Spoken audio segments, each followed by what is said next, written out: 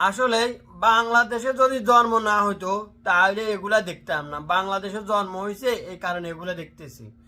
পরমণি কবিয়া করছে এটা নিউজ হয়, পরমণির বাচ্চা কোক হয়েছে এটা নিউজ হয়, হিরো আলম মাইয়া কুঙ্গারে তালাক দিছে আবার মাইয়া কুঙ্গার লগে ঘষাঘষি করছে এটা নিউজ হয়, কুত্তা চা কোকা মরে গেছে এটা নিউজ হয়, বুড়া বেডি লাইলা মামুন্ডে কবার তালাক দিছে কবার হামদা করে দিচ্ছে কবার নিছে এটা নিউজ হয়।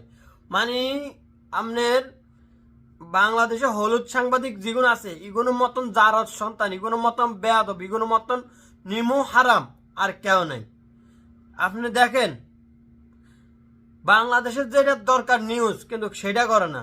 মানে যেটা দরকার নাই নায়িকা নায়ক নায়িকা সকল মানে যেগুলো দৌলদিয়া বাজার থেকে উঠিয়ে গিয়ে সেগুলো নিউজ করে। অথচ দেখেন একজন মহিলাকে তুলে নিয়ে দর্শন করছে ওইটার কোনো প্রতিবাদ করে না, ওইটার লাগে কোনো নিউজ হয় না।